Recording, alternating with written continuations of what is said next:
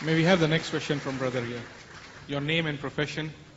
I am Rajaji, first time New College. And my views are so controversial to him. So, but it is my duty to put my question. He has said that Krishna has married to 16,000 wives. And why can't a Muslim to marry 4 or 5 wives? This shows that you two religions are united in suppressing the human rights. You have said that you may say that women are so attractive, but it is a personal perspective.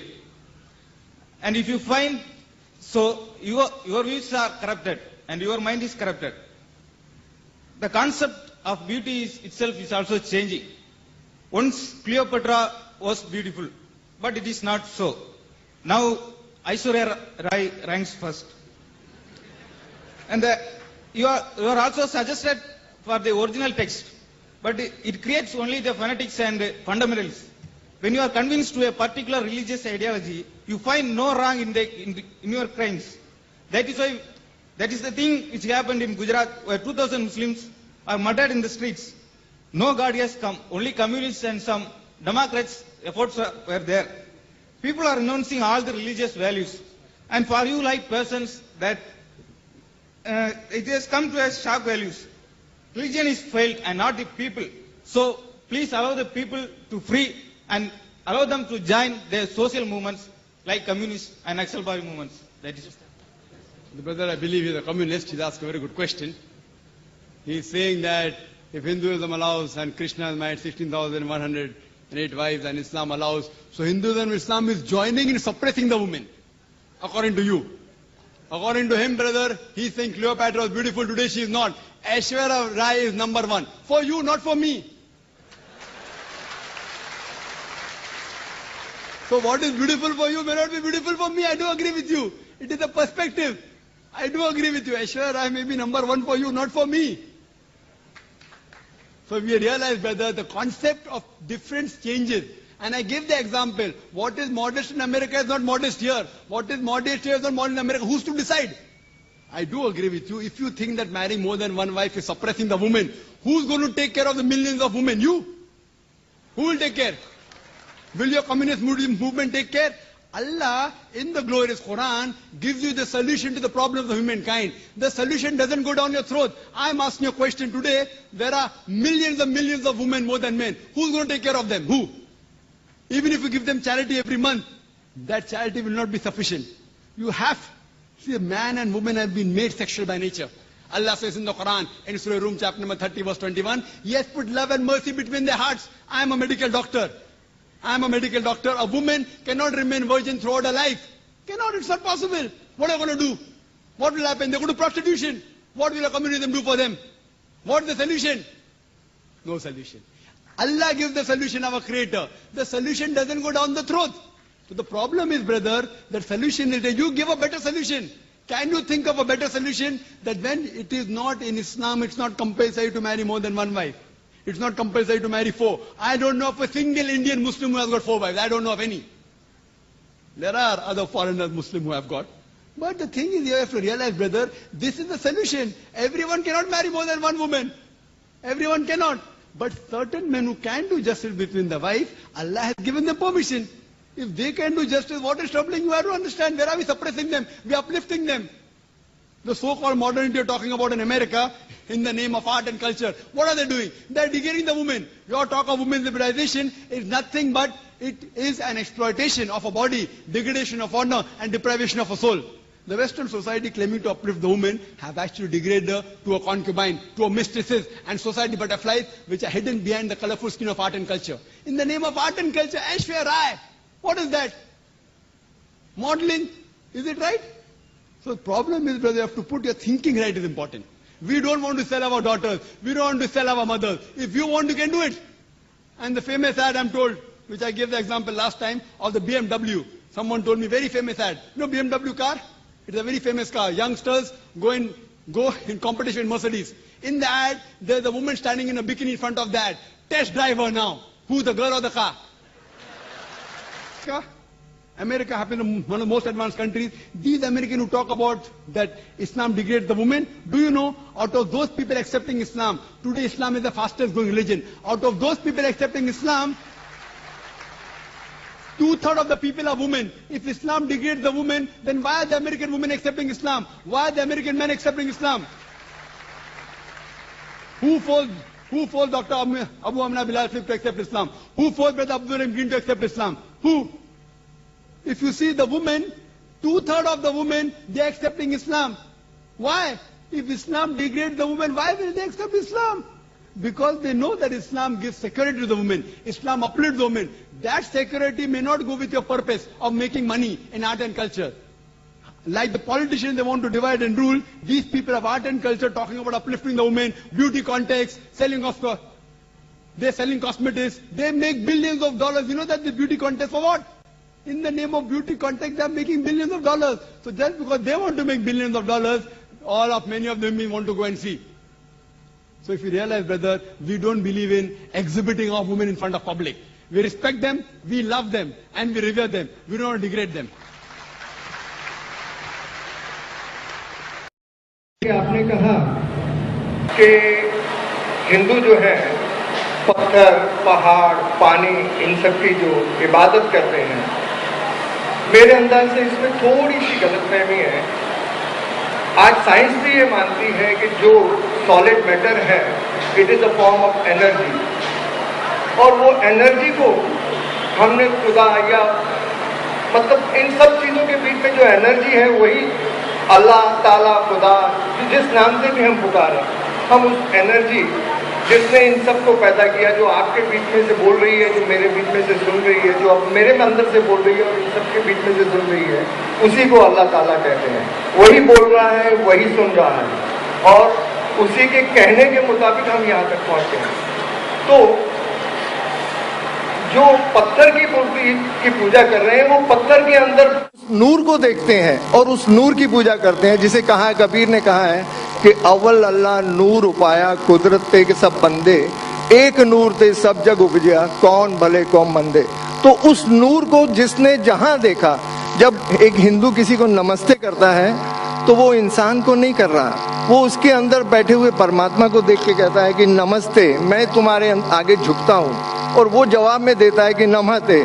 जैसे हम इस्लाम में कहते हैं कि सलाम वालेकुम, हम सलामती चाहते हैं और आज जवाब देते हैं कि वालेकुम सलाम।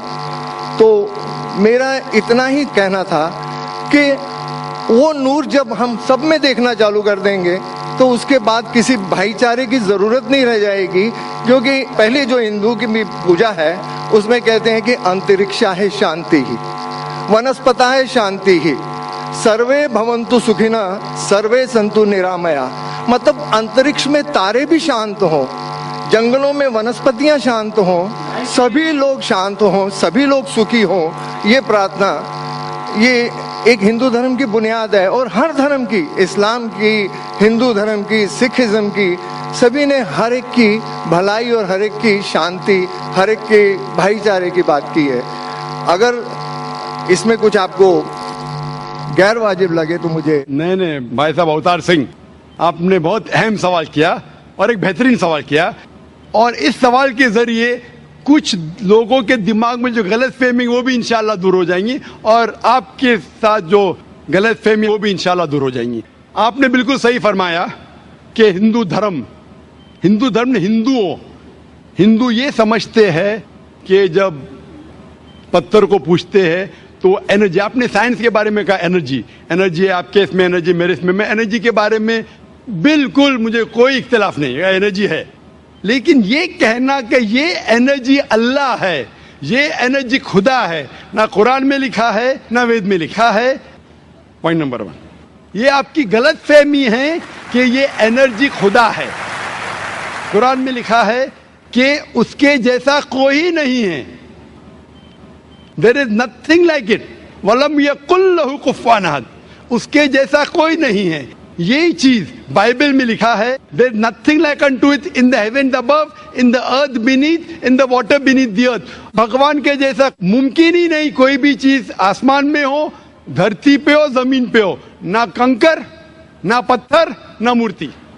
वो ही लिखा है वेद में, न तस्य प्रतिमा अस्ति, उस भगवान का कोई अक्स नहीं, कोई पेंटिंग नहीं, कोई फोटोग्राफ नहीं, कोई मूर्ति नहीं। तो ये लिखा है धार्मिक किताबों में, लेकिन धर्म के मानने वाले अपनी आसानी के लिए तब्दील कर रहे हैं।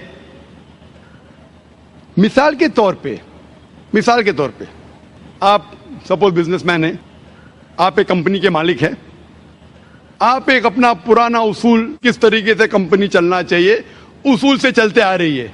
आपके कोई नई मैनेजर आते उसूल को बदल देते, आपके उसूल के खिलाफ काम करते, बोलते क्या ये और बेहतर होगा, इससे मुनाफा ज्यादा होगा।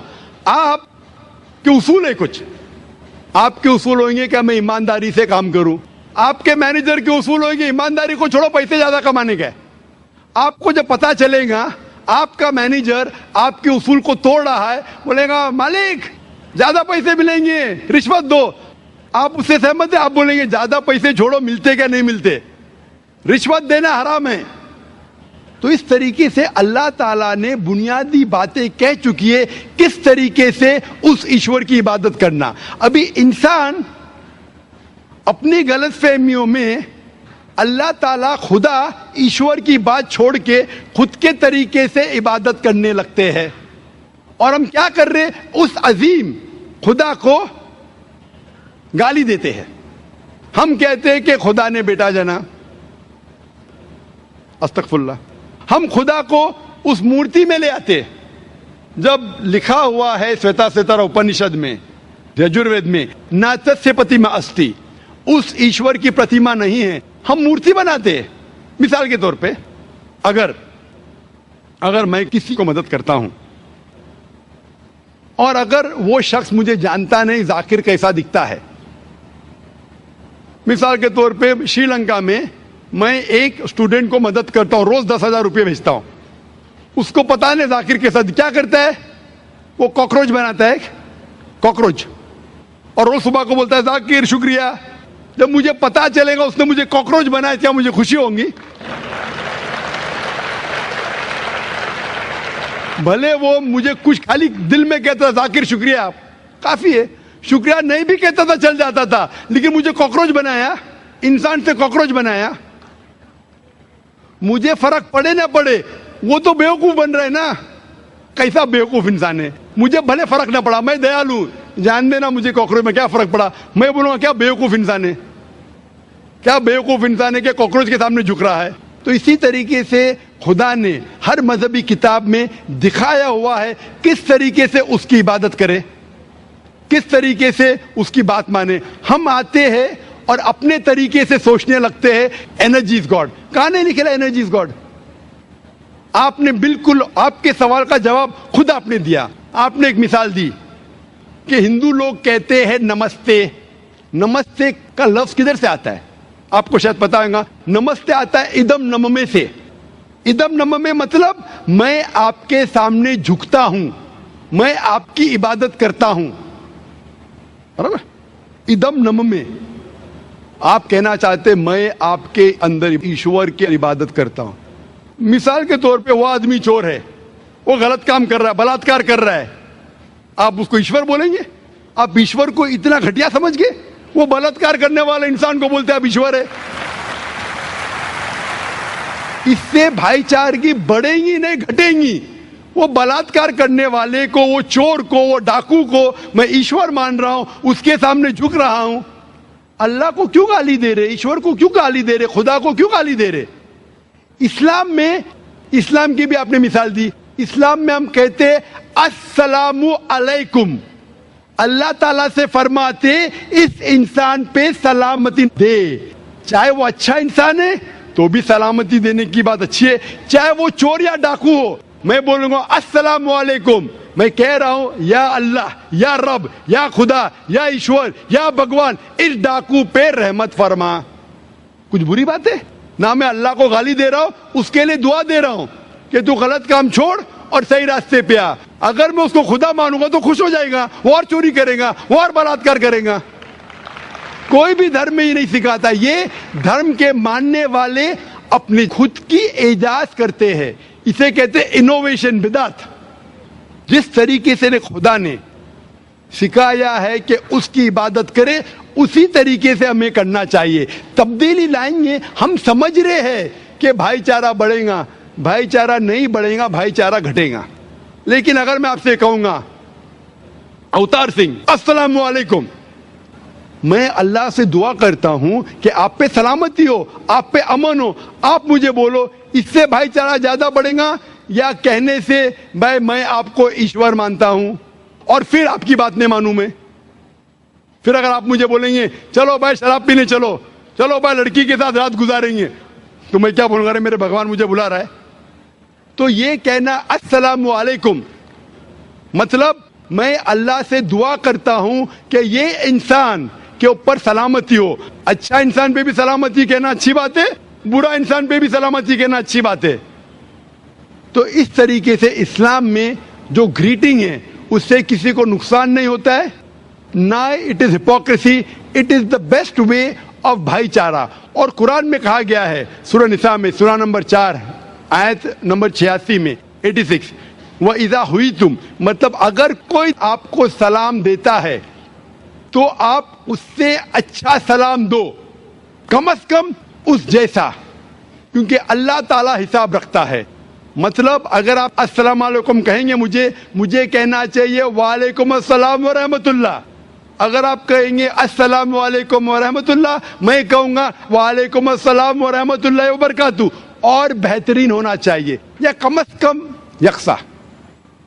मिसाल आप कहेंगे अस्सलाम वालेकुम, वालेकुम अस्सलाम, अल्फाज वही है लेकिन दिल से आ रहा है वालेकुम अस्सलाम, इसमें भी जज्बा ज्यादा है, ये भी बेहतरीन है। तो कुरान में लिखा है कोई भी आपको सलाम करता है उससे बेहतरीन सलाम दो, या उससे बेहतर ना कर सको, कोई कहा अस्सलाम वालेकुम व रहमतुल्लाहि व बरकातहू, कम से कम उतना दो, वालेकुम अस्सलाम व रहमतुल्लाहि व बरकातहू। ये तालीमात है कुरान में, इससे भाईचारा बढ़ता है। तो गलत तरीके से इबादत करना जो वेद के खिलाफ है, कुरान के खिलाफ है, बाइबल के खिलाफ है, ग्रंथ के खिलाफ है, वो करने से भाईचारा नहीं बढ़ेगा बल्कि घटेगा। तो इसीलिए हम ये जाने ईश्वर जो हमारा बनाने वाला है, हमारा खालिक है, वो जानता है कि किस तरीके से उसकी इबादत करना चाहिए, वो बेहतरीन जानता है। मिसाल के तौर पे आपको डॉक्टर कोई दवाई देता है कि ये लाल गोली सुबह को लेना, हरी गोली दोपहर को लेना, आप बोलेंगे छोड़ो हरी लाल, मैं नीली गोली खाऊंगा। अरे वो डॉक्टर है, वो जानता है। तो इसी तरीके से हमारा खालिक, हमारा मालिक खुदा है, उसकी बात के ऊपर अमल करना। इसीलिए जो इंसान खुदा की बातों पे अमल करता है उसे कहते हैं इस्लाम, मतलब submit, he is called as a Muslim. तो जो कोई अल्लाह के मुताबिक चलता है उसे कहते हैं person who submits his will to God. Hope that answers the question.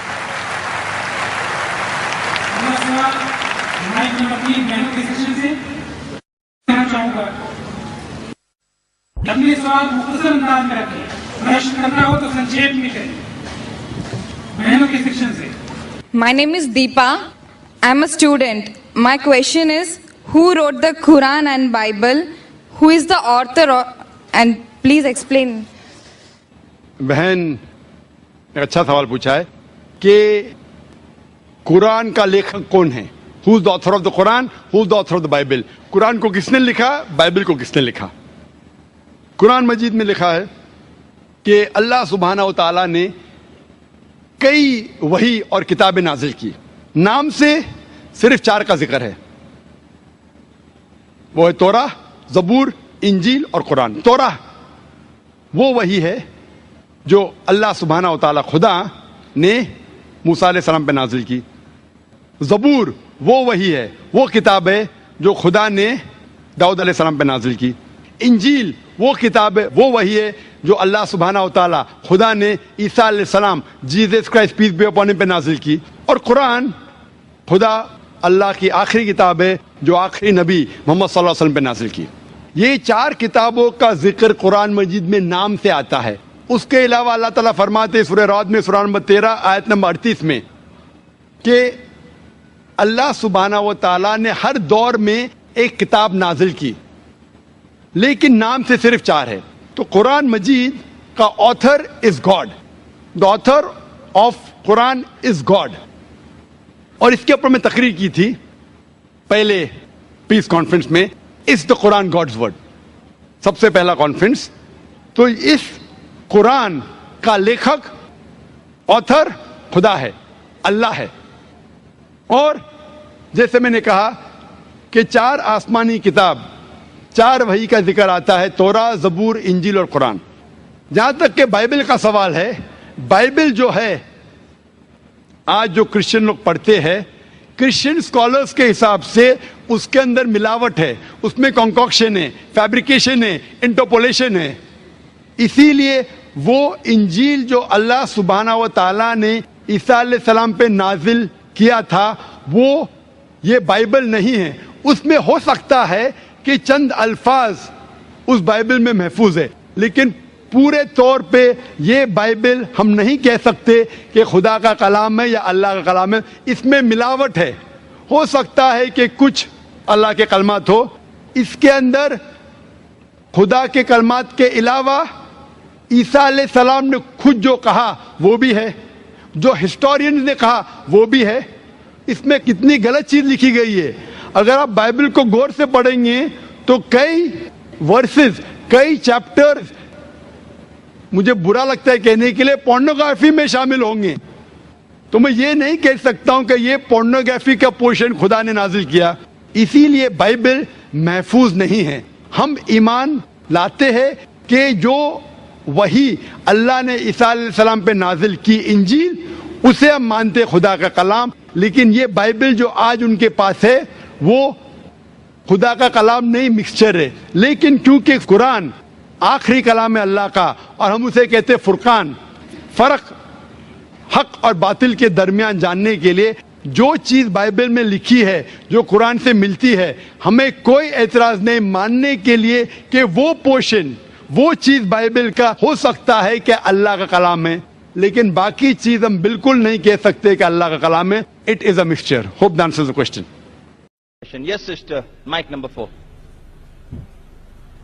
Good evening, sir. My name is Sabina. I'm a student. You gave an example about how we students, the youngsters, shoot an arrow and draw a bullseye. I would just like to make the same sort of allegation to you. You shot an arrow, your arrow, and drew your bullseye. And now if anybody does not aim where you have aimed before, they are wrong. That I think is inconsiderate and inhuman. Sisters asked a very important question. When I gave the example, people shoot in the air and then draw the bullseye.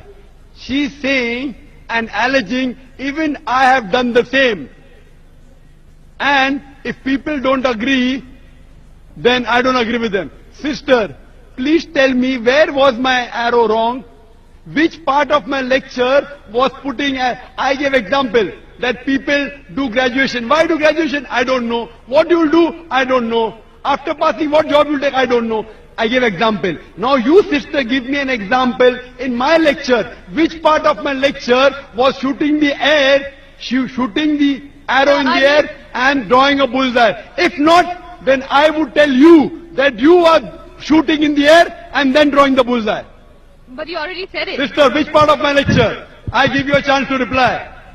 Which part of my lecture was shooting in the air and then drawing a bullseye? Your part of the lecture was not shooting in the air. MashaAllah, thank you very much. The whole aim was like by judging people, by defining them on the terms of Islamic and what their purpose in life is only in terms of Islamic. You give me a better purpose of life. Why You should give I me a give better you purpose. See, we are having open question and session. Anyone can differ with me. I am not telling I am always people right. differ from you. You have the right to differ. But when you differ, you have to give the reason. For example, I say 2 plus 3 is equal to 4. You say no, it is not 4, it is 5. I'll ask you why. So tell me which part of my lecture, or you tell me, is there any better purpose of life than to thank the Creator, than to worship Him? There are differences, and you cannot just, convert everyone, convert not in the sense of converting into Islam, converting people's viewpoints. There are differences. Sister, you are not answering my question. You are beating around the bush. I'm not beating around the bush. What is That's the because purpose? you're presuming that I will answer whatever you want me to answer. No, sister. I'll answer it in my way. So you're always beating around the bush. I have heard his answer, but So thank you, sister. Thank you for your comments. And we leave the audience to be the judge. How many people will follow you? How many people follow me? don't want We'll come to followers. know later on. So next time when you give a lecture, I hope you get an audience which is big. So then they listen to your answer of purpose of creation, sister. Now, I believe that we have some questions from the brother's mic on the left-hand side. Go ahead. Hello, Dr. Zakir Naik. My name is Harris. I'm from Phoenix, Arizona, in the United States. I'm an entrepreneur and a marketing manager. Two of my friends in America have converted watching YouTube videos of you. One of them a Christian, one of them an atheist. One of my friends presented me with how to deal with an atheist DVD of yours, which I did watch. But that didn't answer my question. And I've asked this question to a lot of people with no satisfactory answers, a lot of intelligent people. Of all the scholars that I've ever watched on YouTube, in my opinion, you are the most rational, logical, easy to understand kind of scholar that I've ever come across in my life.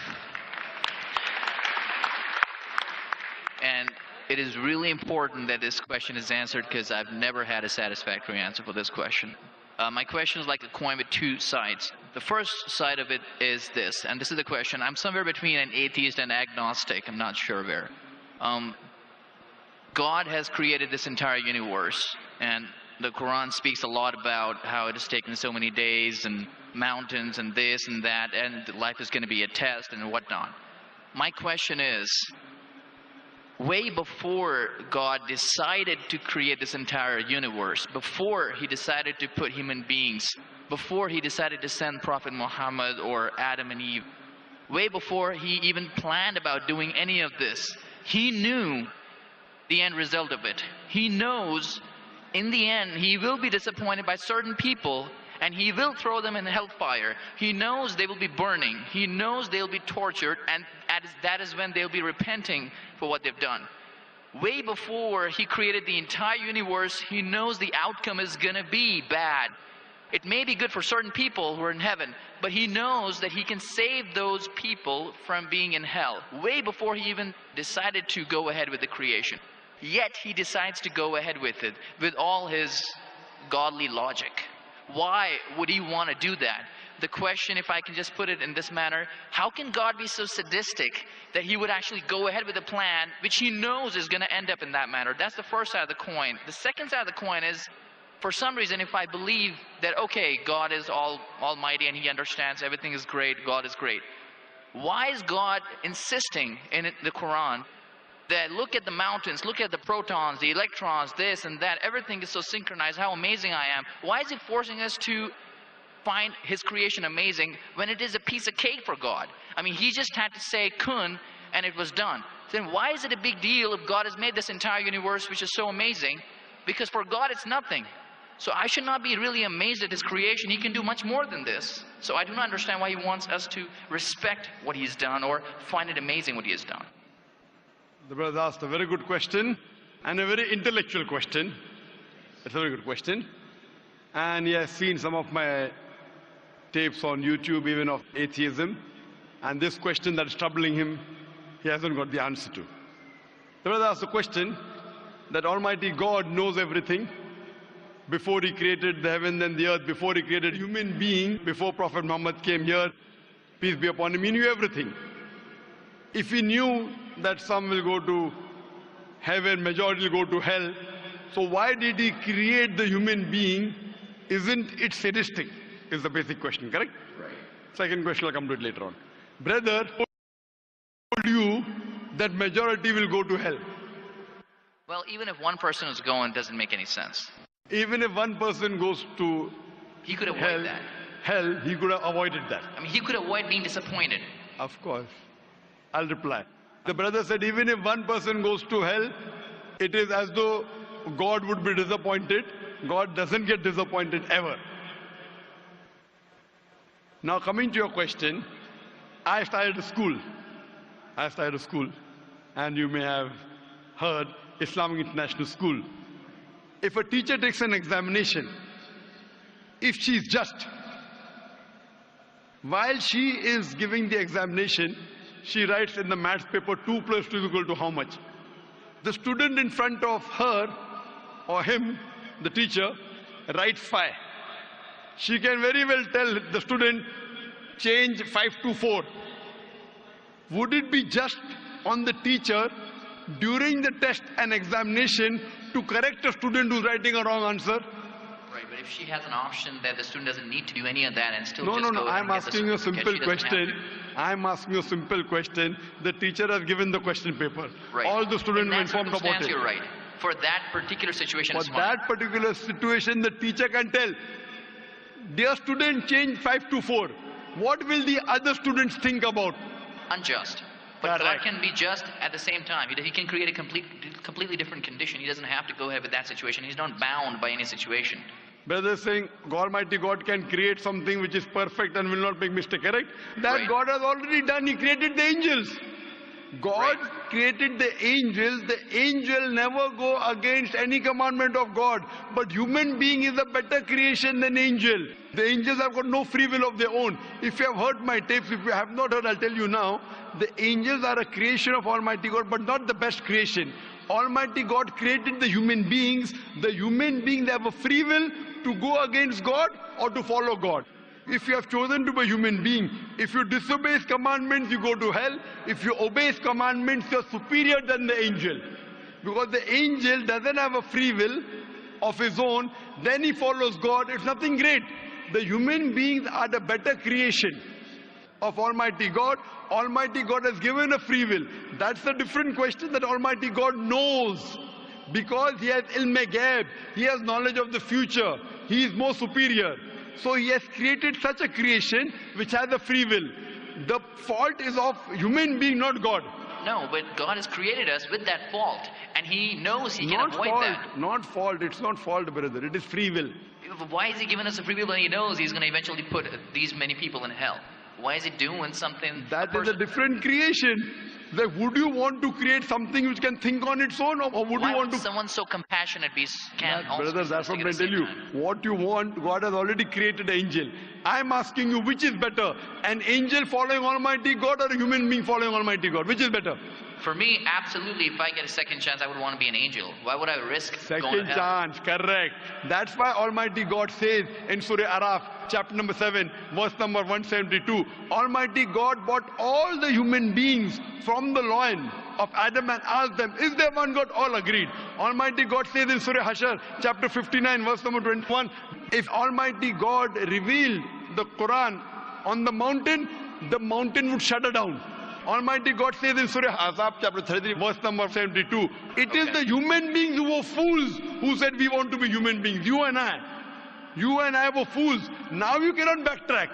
Once you said you want to appear for the test, once you read the test paper. Nobody asked me.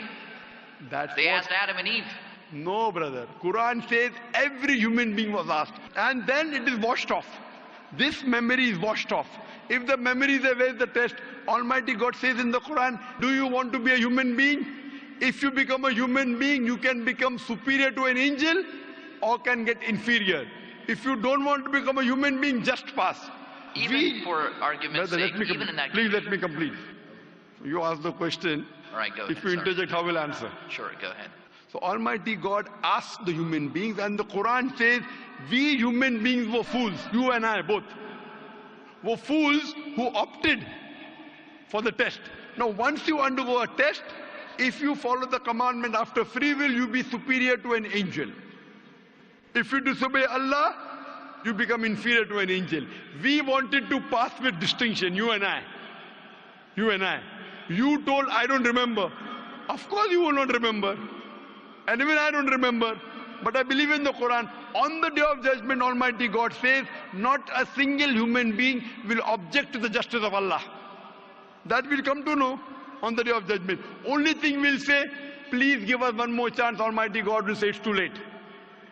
Because if He wants to give you a new chance, then I'll have to come back in the world again. Again, everyone. So those who failed, He can't get only the failures. So the Quran says no one will ever object on the justice of Allah. They will request Allah, give us one more chance. Almighty God will say too late. Almighty God gives us chances in this world itself. You make a mistake, Allah gives you a chance to repent. you repent.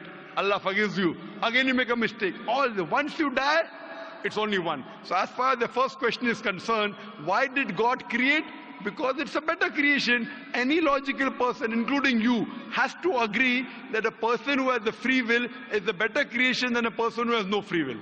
Only your question you don't remember is perfectly right. When you die, when you're resurrected, that time you and I will meet. Then you will say, I remember. Even I don't remember now. But I have faith in the Quran that Quran cannot be wrong, because scientifically, if you heard my lecture, 80% of the Quran is 100% matching with science. 20% is ambiguous, neither right, neither wrong. So my logic says when 80% is 100% correct and not even 0.1% of the 20% is wrong, so my logic says even this 20% would be right. I'm a scientific person, I'm a logical person. So I believe in the statement of the Quran that we chose. If you wouldn't have chosen, you could have questioned God. Why did you make me a human being? Then God would have been at fault. But God says in the Quran, He asked, the mountains were afraid, everything else was afraid. We human beings opted for this. But do you remember being asked? I don't remember being asked. Brother, if you heard my answer, even I don't remember. But if you remember, where is the test? Imagine if a teacher teaches you something. Teacher teaches you something. Teacher gives you the book. The teacher has to take away the book for the test. If the teacher says, okay, take the book and answer, where is the test? Okay, but why? After the examination is over, you can go home and check or not. But even before the exam began, God knows the end Brother, result. listen to me. After the examination is over, can you go and check home or not in the textbook? Absolutely.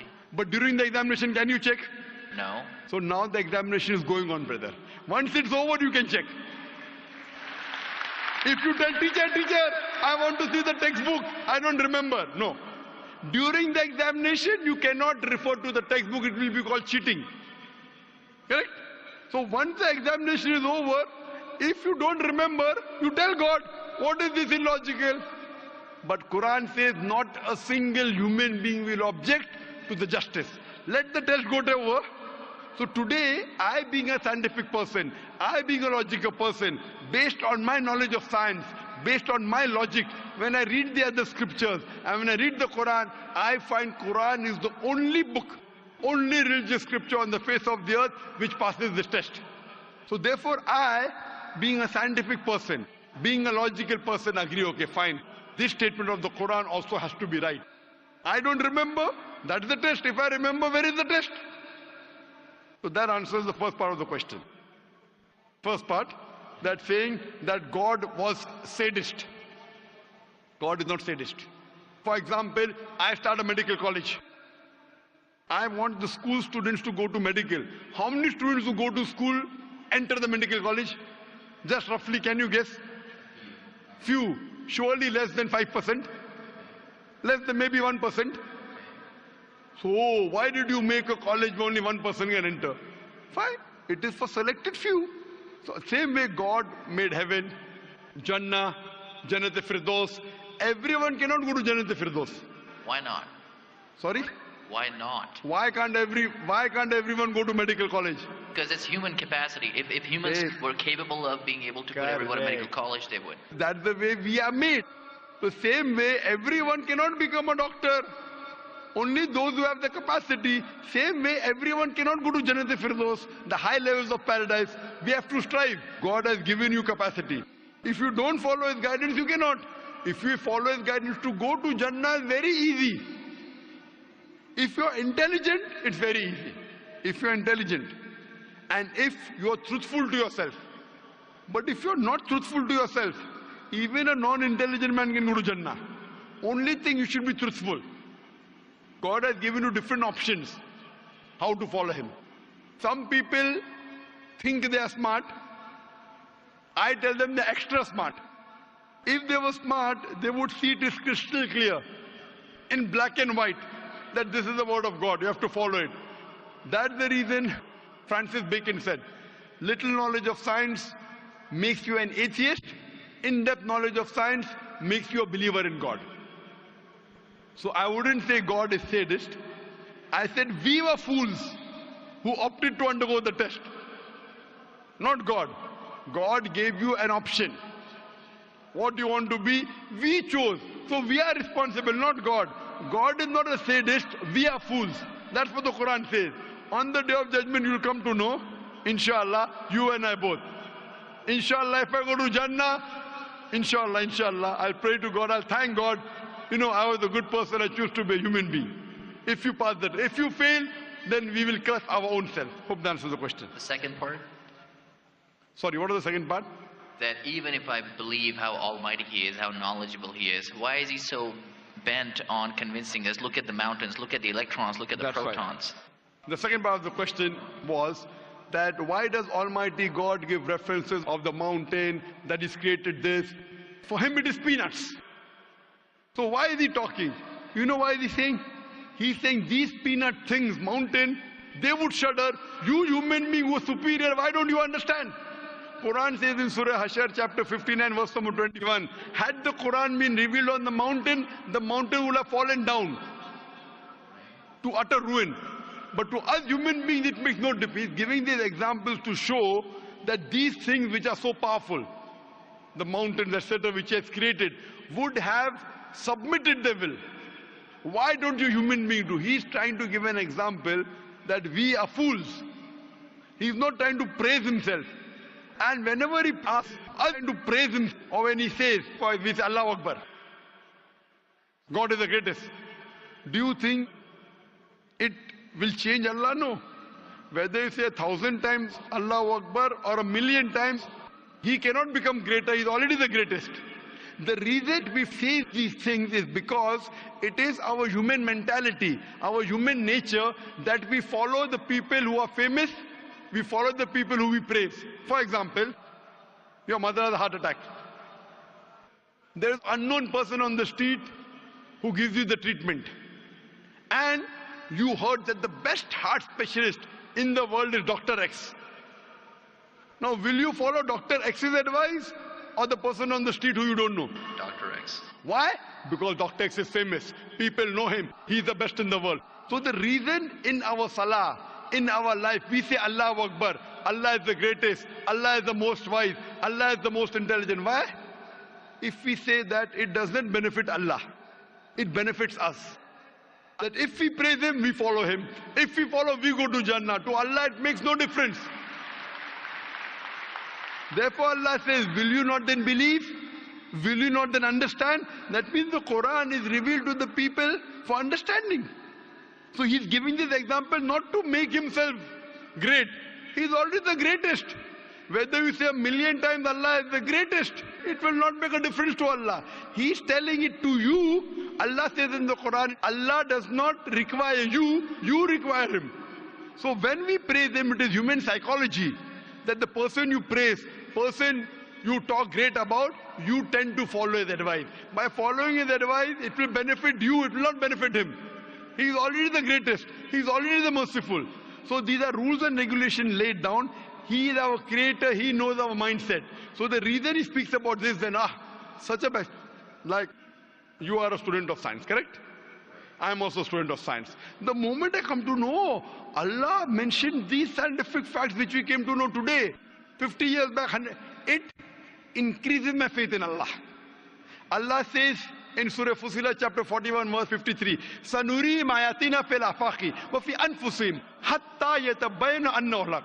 Soon we shall show them our signs in the furthest regions of the horizons and into their soul until it is clear to them that this is the truth. So Allah is giving these examples so that it benefits us. For Him, it makes no difference. It is benefiting us, so He is giving us a chance to follow Him so that we can go to heaven. Hope that answers the question, brother. I recognize His power, and I understand He's amazing in all that He's done. But am I expected to be amazed at His achievements at creating this universe? Because for me, for Him, it's like a 1-second job. Correct. Right. So for Him, which is 1-second job, when He tells you not to have alcohol, if you have alcohol, sure, but am I expected to be amazed at His creation? No, see, the thing is that He is not there to prove Himself better. If you believe that for Him it is peanuts, so will a person lie? No. So if He says don't have alcohol, you will not question Him. No. Don't have pork, you will not question Him. Yeah, but I'm not amazed at His creation because for Him it's nothing. Compared to us, it's amazing. For him, it's nothing. Right. But compared to us, a person who can create the universe, when he tells me not to have alcohol, I immediately follow. Sure, I don't mind following him, but do I have to be amazed at his creation, as is said in the Quran? See, as you asked me the question, should I be amazed at the creation? Right. I would say, if I believe human being is a better creation, then yes, I'm amazed, and then I say, Alhamdulillah, he has made me better than that. So if I'm amazed, he made the mountains, he made the stars, he made the sun. But he made Zakir Naik also. He made a human being. And we are the best of creation. So he gives these examples so that we realize what benefit he has given to us. All the favors he has given to us. Talking about the science, talking about the protons, talking about the mountains. Finally he says, human beings are the best creation. So in comparison, we have to agree that our Creator has created this human body, the molecules, the DNA, the complex thing, which can never come by chance. So in this way, we are amazed at the creation of the human being. And then we submit to him. If you are not amazed, only by being amazed, we submit that he is our Creator, he is worth worshipping. No one else can do that. This is so that we worship him, and we pass the test, and we go to paradise. Hope that answers the question. If Bill Gates gives me $100, should I be amazed that he has given me that money? I believe that the question has been answered, and unfortunately we are very constricted for time. You are welcome to come back tomorrow, inshallah. As with all of the brothers and sisters, we have come to the end of tonight's session, so please a very big thank you. I'll just give this last. He said, if Bill Gates gives you $100, should I be amazed? Will you get amazed? Brother, the question is, why should Bill Gates give you $100?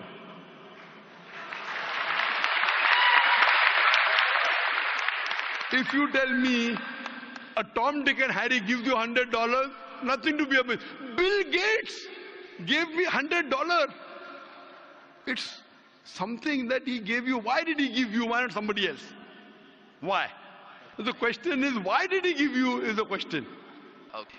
If some Tom, Dick and Harry gives you, if a man on the street gave you $100, Bill Gates. Got it. You got it, no?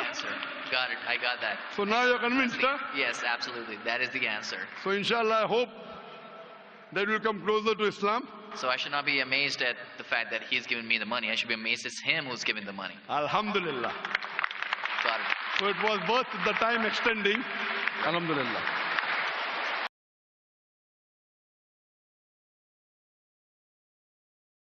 Mic number 1 से सवाल करिए। मेरा नाम मुकुंद दवे है, बेरोजगार हूँ। आपने बोला है कि जो इस्लाम कबूल करता है उससे हजारों गुना माफ हो जाता है, मगर मेरे हिसाब से सबका मालिक एक है, और एक मालिक होते हुए किसको ये नजर से देखता है और किसको वो नजर से देखता है। हिंदुओं को माफ नहीं करेगा और जो इस्लाम धर्म स्वीकार करता है उसको माफ कर देगा। ये कौन सा ऊपर वाले का कानून है जो मेरी समझ में नहीं आ रहा है। बहुत अच्छा सवाल, बहुत अच्छा सवाल। मालिक एक तो सारे इंसानों के लिए अदल भी एक होता है। बहुत अच्छा सवाल, बहुत अहम सवाल। भाई का सवाल है कि ये किधर का मुसलमानों को माफ करता है, हिंदू को नहीं माफ करता है। मैंने आपसे कहा कि जो इंसान नाम का मुसलमान है, उसका नाम मोहम्मद अब्दुल्ला जाकिर है, तो वो काफी नहीं जन्नत में जाने के लिए। मुस्लिम का मतलब वो इंसान जो अमन हासिल करता है अपनी ख्वाहिश, अपनी मर्जी से खुदा के अहकामात पे अमल करने के बाद। यानी जो इंसान अपने मालिक के अहकामात पे अमल करता है वो सच्चा इंसान है। वो नाम का क्या है उसका मैं कोई लेना देना नहीं। यहां मैं कह रहा हूं कि जो इंसान अल्लाह के अलावा किसी के साथ शिर्क कर रहा था, आज शिर्क करना छोड़ दिया, आज उसके गुनाह माफ होंगे। चाहे कोई भी हो, आप भी अगर कहते कि मैं शिर्क करना छोड़ दूंगा, अल्लाह के अलावा किसी और की इबादत नहीं करूंगा, जो हिंदू मजहब की किताब में लिखा है, और मैं मानूंगा आखिरी पैगंबर मोहम्मद सल्लल्लाहु अलैहि वसल्लम में, चाहे आप ईसाई है, चाहे आप हिंदू है, चाहे आप यहूदी है, आज आप अगर अपने मालिक का कहना मानेंगे तो आपका मालिक आपको माफ करेगा। लेकिन अगर आप कहेंगे मेरा मालिक एक, लेकिन मालिक का कहना नहीं मानेंगे तो मालिक कैसा माफ करेगा? मिसाल के तौर पे एक एग्जामिनेशन होता है, टीचर सारे तालिबे इल्म के लिए बराबर है। टीचर 1 साल के लिए सारे तालिबे इल्म, सारे स्टूडेंट्स को सिखाता है, बराबर। लेकिन एग्जामिनेशन में जो टीचर पूरे साल भर सिखाता है, जो तालिबे इल्म वो टीचर के सिखाए मुताबिक एग्जामिनेशन पेपर में लिखता है, वो पास हो जाएगा। जो तालिबे इल्म टीचर जो सिखाता है उसके खिलाफ काम करता है, तो टीचर क्या उसको पास करेगा? चाहे वो हिंदू, मुस्लिम हो, ईसाई हो, जो टीचर सिखाता है उसके ऊपर वो तालिबे इल्म उसके मुताबिक इम्तिहान देता है, वो पास होगा। आपका मालिक, हमारा मालिक एक है। सारी किताबों में लिखा है, हिंदू मजहब की किताब में, यहूद मजहब की किताब में, ईसाई मजहब की किताब में, इस्लाम मजहब की किताब में, सिख मजहब की किताब में कि मालिक एक है। मालिक के अलावा किसी की इबादत नहीं करना चाहिए, खुदा के अलावा किसी की इबादत नहीं करना चाहिए। कल मैंने फरमाया था कि उस खुदा की कोई प्रतिमा नहीं, कोई अक्स नहीं, कोई फोटोग्राफ नहीं, कोई पिक्चर नहीं, कोई बुत नहीं, कोई मूर्ति नहीं। फिर अगर आप मूर्ति देंगे तो आप मालिक का कहना नहीं मान रहे। तो अगर आप मालिक का कहना मानेंगे, आपका नाम कुछ भी हो, मोहन हो, कुछ भी हो, शंकर हो या अब्दुल्ला हो, अगर आप मालिक का कहना मानेंगे तो आप सचमुच उस मालिक के बंदे हैं। अगर आप मालिक का कहना मानेंगे तो आपके गुनाह माफ हो जाएंगे। तो ये अरबी में कह रहा हूं कि मुस्लिम तो लोग को ये लफ्ज से नफरत है।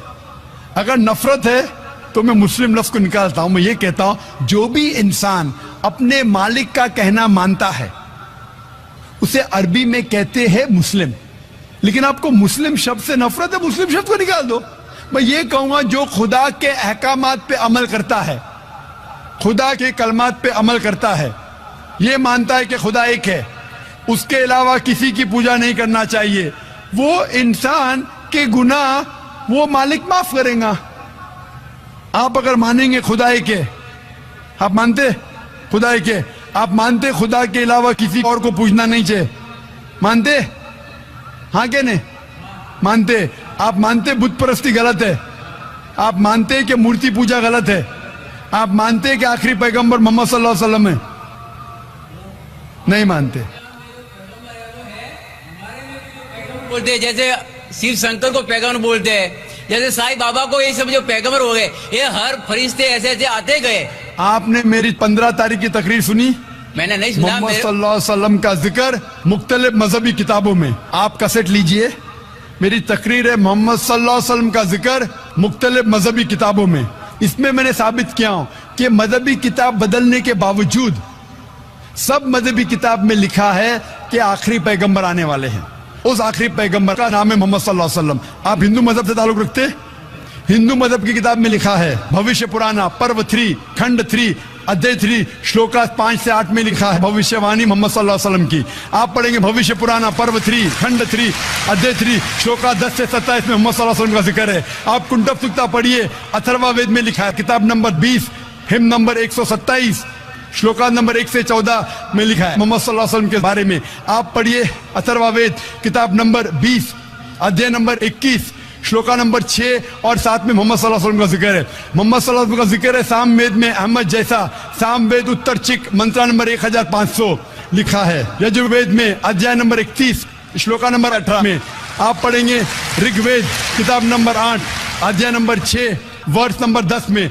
आप अगर पढ़ेंगे अथर्वा वेद किताब नंबर 8 अध्याय नंबर 5 श्लोका नंबर 16 में मोहम्मद सल्लल्लाहु अलैहि वसल्लम के बारे में अहमद लिखा है। अथर्वा वेद किताब नंबर 20 हिम नंबर 126 वर्ष नंबर 14 में कई जगह लिखा है नाराशंसा। नाराशंसा मतलब वो आदमी जो प्रशंसा के लायक है। इसका अरबी में तर्जुमा होता है मोहम्मद। मोहम्मद सल्लल्लाहु अलैहि वसल्लम का नाम से जिक्र है हिंदू मजहब की कई किताब में। ऋग्वेद किताब number 1 hymn number 13 verse number 3, Rigveda किताब number 1 hymn number 18 verse number 9, Rigveda book number 1 hymn number 106 verse number 4, Rigveda book number 1 hymn number 142, verse number 3, Rigved, book number 2, hymn number 3, verse number 2, Rigved, book number 5, hymn number 5, verse number 2, Rigved, book number 7, hymn number 2, verse number 2, Rigved, book number 10, hymn number 64, verse number 3, Rigved, book number 10, hymn number 182, verse number 2,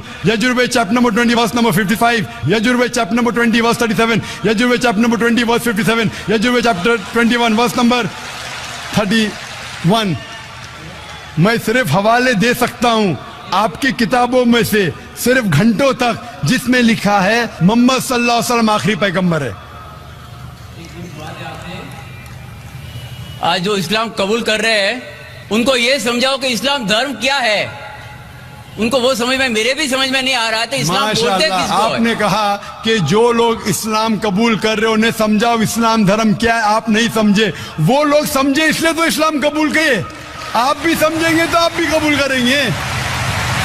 ये 10 रोजा conference जो था, हमारा मकसद था बताने के लिए सारे इंसानों को इस्लाम क्या है।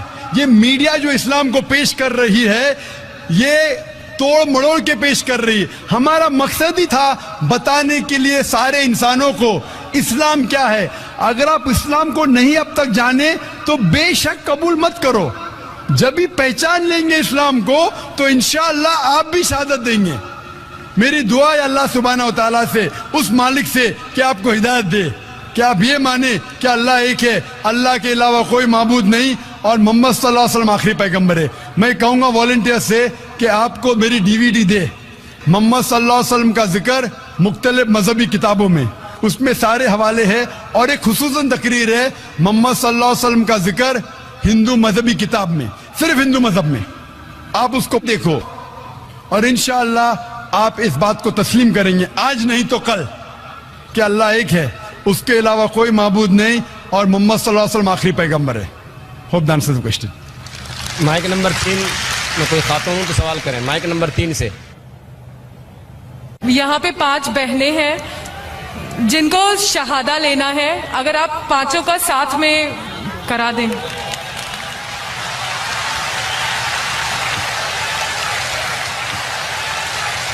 मैं जो नहीं चाहता हूं वो अल्लाह ताला कर रहा है। मुझे किसी ने कहा कल कि शहादा इतने हो रहे, क्यों ना आप ऐलान करो कि एक साथ में दो तो वक्त बचेगा और लोग आएंगे।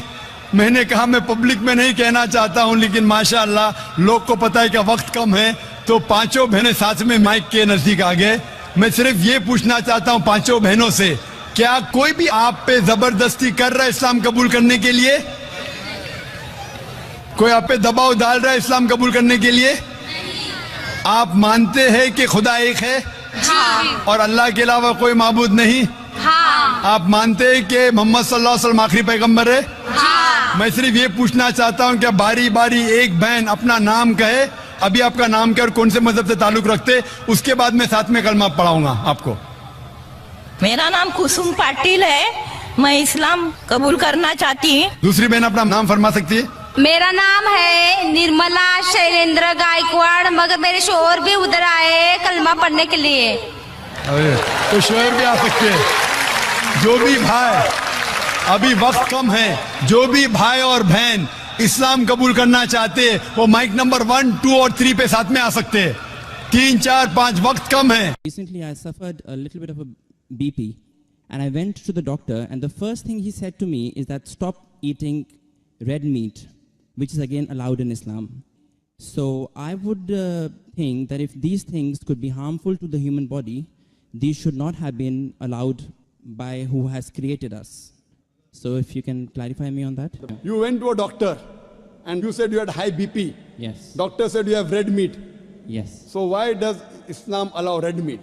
Yes. You know, my friend went to a doctor and doctor said you have diabetes, don't have sugar. Brother, why do you have sugar? Right. Why? Don't have sugar. My friend went to a doctor, doctor said you have diabetes, don't have sugar. Brother, do you have sugar? Yes, of course. Why you have sugar? Stop having sugar. Yeah, but we can live on vegetables, easily possible. Can you live without having sugar?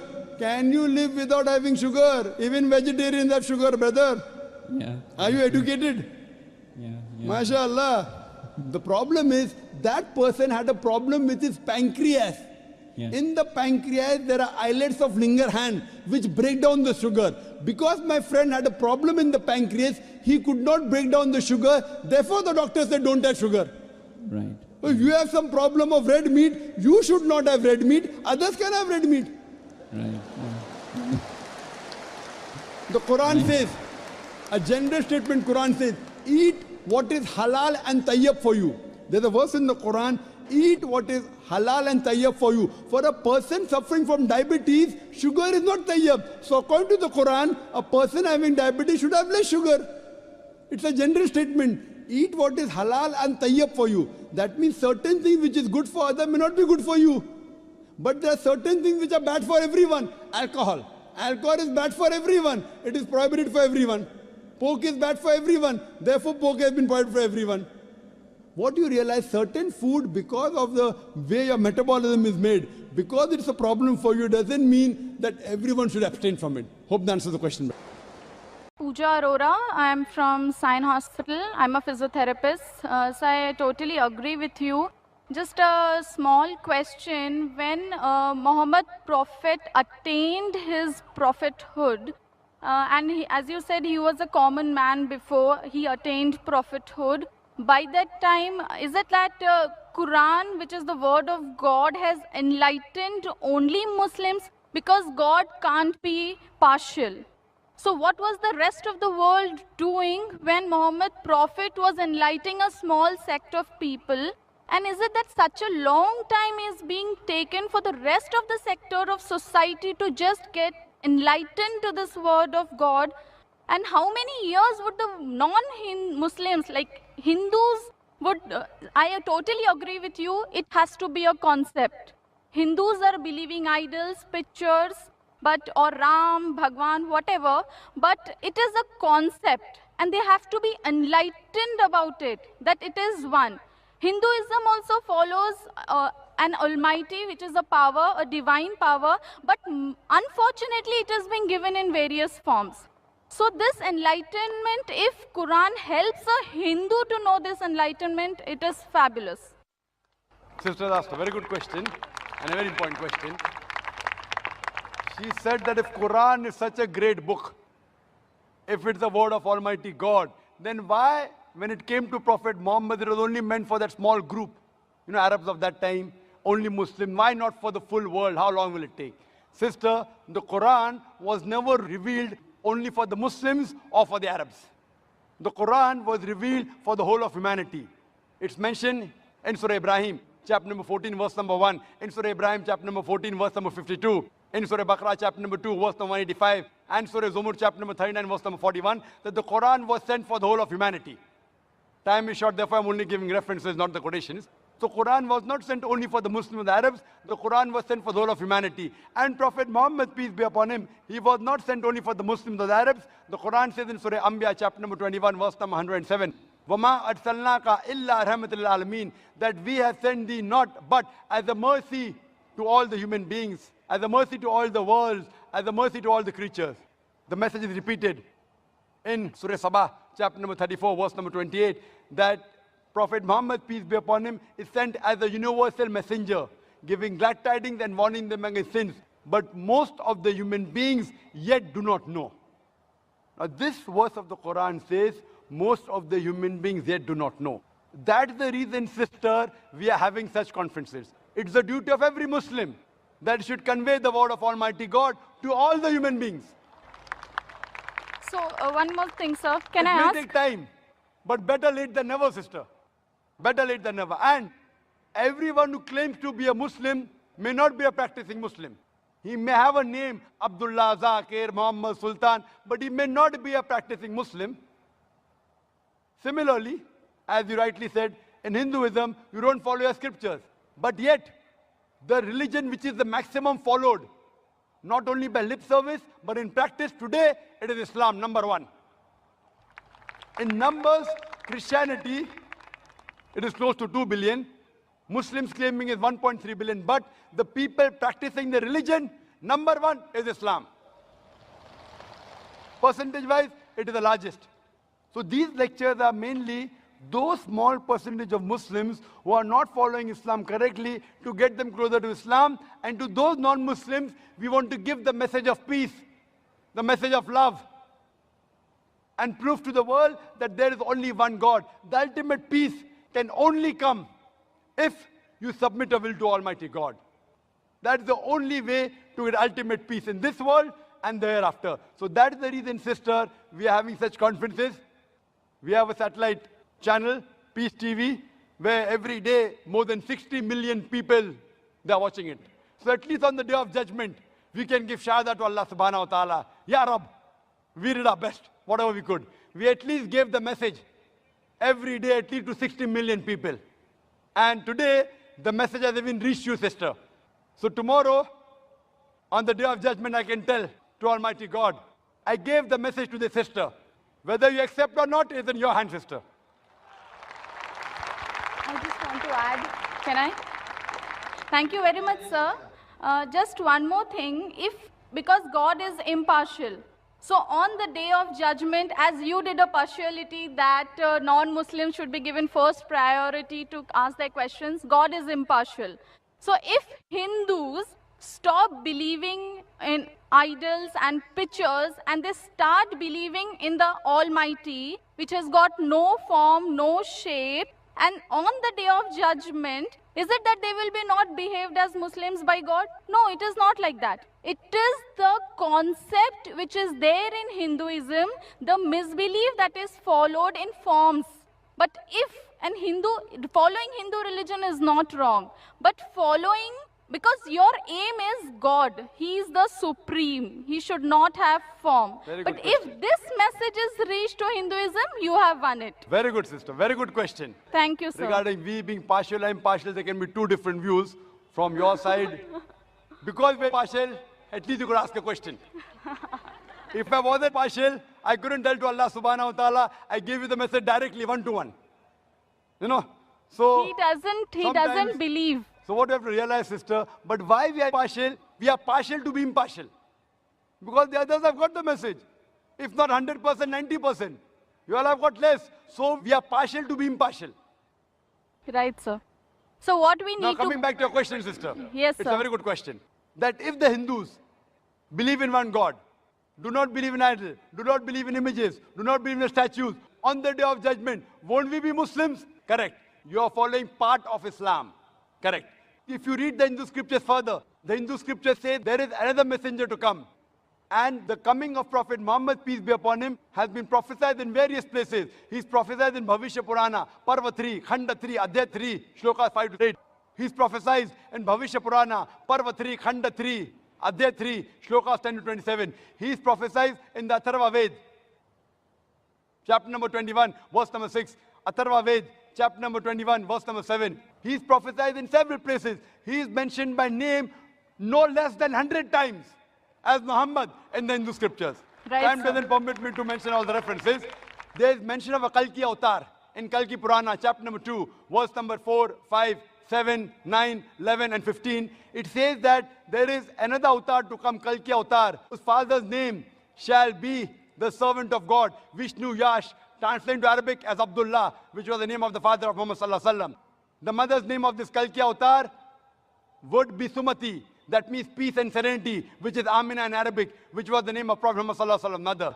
This person would be born on the 12th day of Madhav, the 12th Rabi Awwal, that is the Prophet Muhammad sallallahu alaihi wasallam born. He'll have 4 companions, and we know the first 4 Khulfa Rashidin. It says that he will be born in a place which is peaceful in Makkah. He'll be born in a house of the chief of Makkah, that is the Quraysh tribe. It says that he will go northwards from a cave and come back. And Prophet Muhammad sallallahu alaihi wasallam went from Makkah to Medina and came back. On and on, talking about Kalki Avatar. So you believe in one part, La ilaha illallah. You also have to believe in Muhammad Rasulullah. Thank you, sir. Thank you. And if you do this, you keep your name, whatever your name was, whether Preeti, whatever name, sister. What is the name, sister? Pooja. Pooja. You keep your name. Don't change your name. But indeed, you will be a Muslim.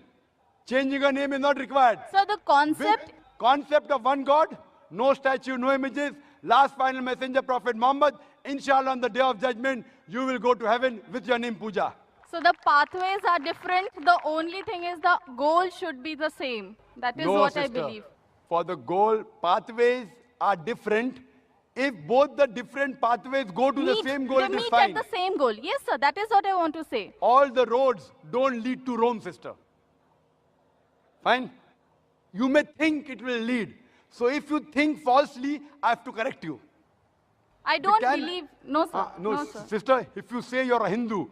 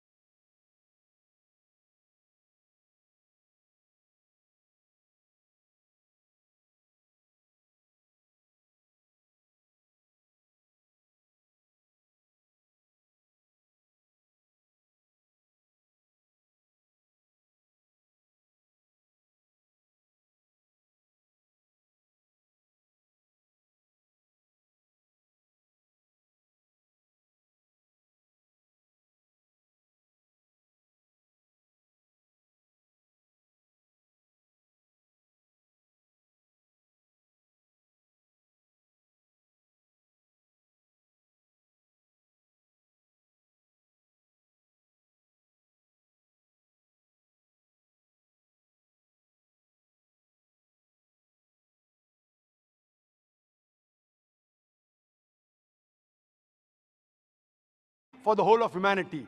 It's mentioned in Surah Ibrahim, chapter number 14, verse number 1. In Surah Ibrahim, chapter number 14, verse number 52. In Surah Baqarah, chapter number 2, verse number 185. And Surah Zumur, chapter number 39, verse number 41. That the Quran was sent for the whole of humanity. Time is short, therefore I'm only giving references, not the quotations. So Quran was not sent only for the Muslims and the Arabs. The Quran was sent for the whole of humanity. And Prophet Muhammad, peace be upon him, he was not sent only for the Muslims or the Arabs. The Quran says in Surah Anbiya, chapter number 21, verse number 107. وَمَا أَرْسَلْنَاكَ إِلَّا رَحْمَةً لِلْعَالَمِينَ, that we have sent thee not but as a mercy to all the human beings, as a mercy to all the worlds, as a mercy to all the creatures. The message is repeated in Surah Sabah, chapter number 34, verse number 28, that Prophet Muhammad, peace be upon him, is sent as a universal messenger, giving glad tidings and warning them against sins. But most of the human beings yet do not know. Now this verse of the Quran says, most of the human beings yet do not know. That's the reason, sister, we are having such conferences. It's the duty of every Muslim that should convey the word of Almighty God to all the human beings. So, one more thing, sir. Can I ask? It may take time, but better late than never, sister. Better late than never. And everyone who claims to be a Muslim may not be a practicing Muslim. He may have a name, Abdullah, Zakir, Muhammad, Sultan, but he may not be a practicing Muslim.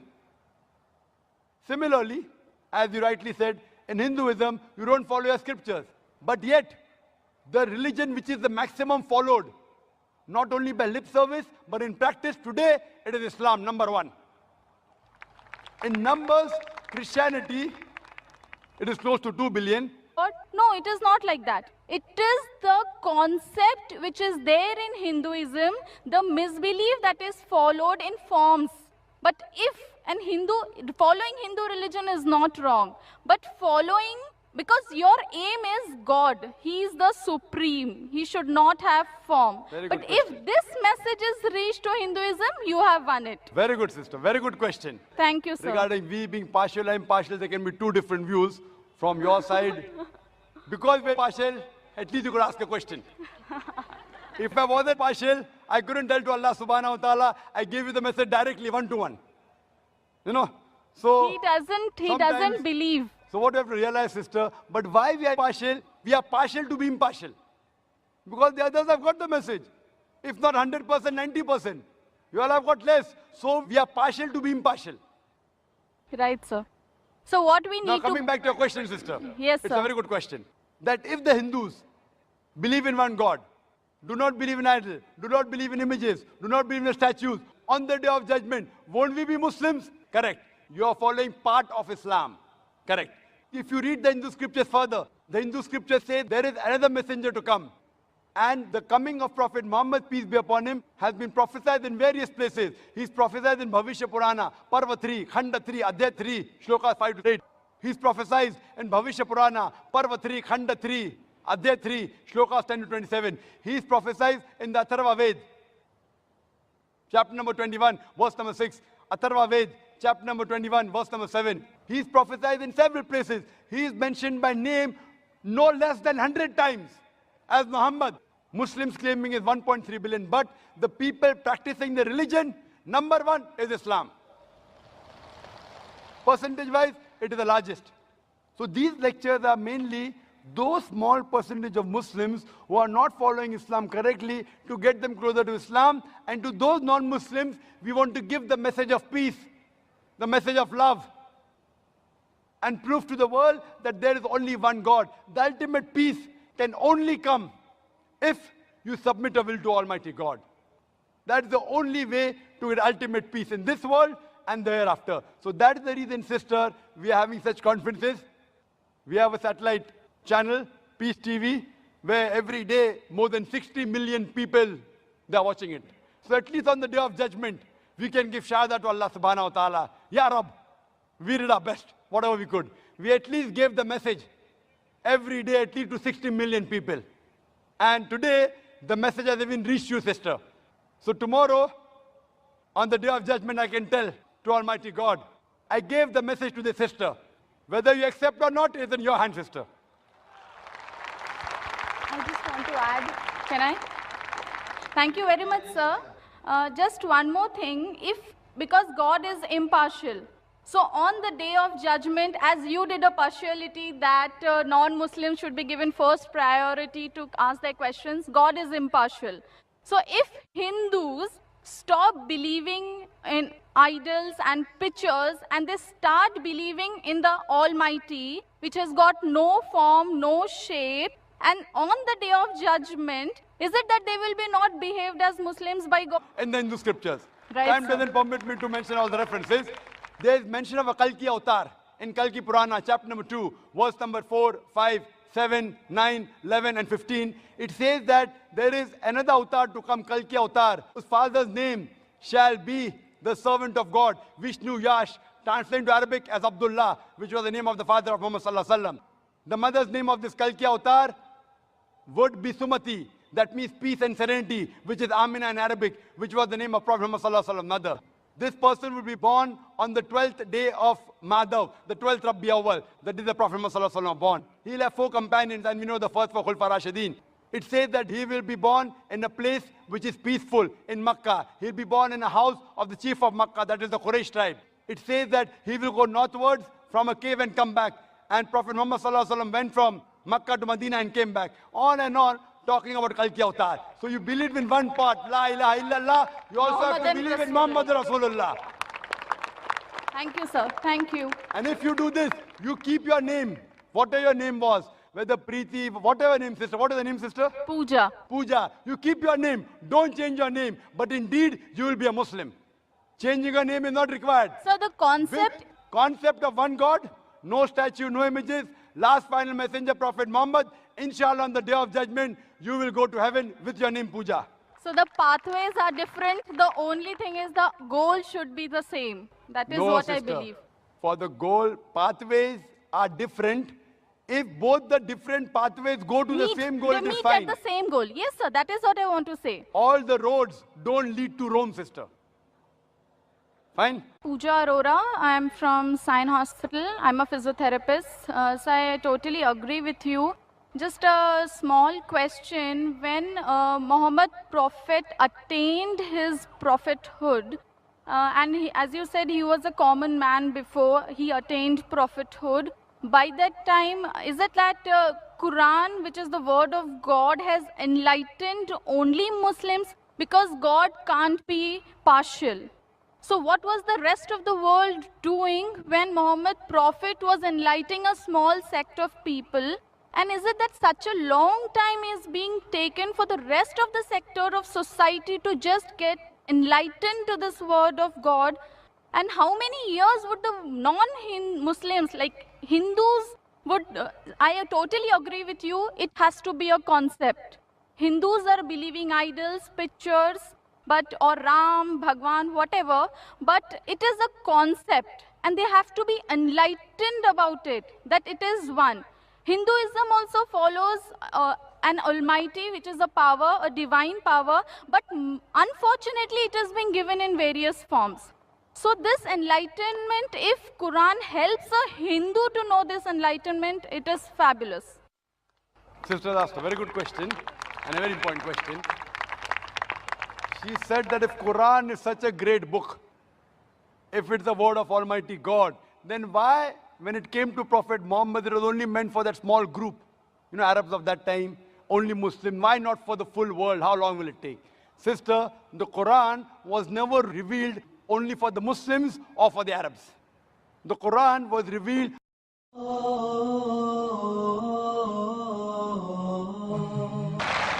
अगला सवाल हमारे गैर मुस्लिम भाई हैं तो सामने से करें।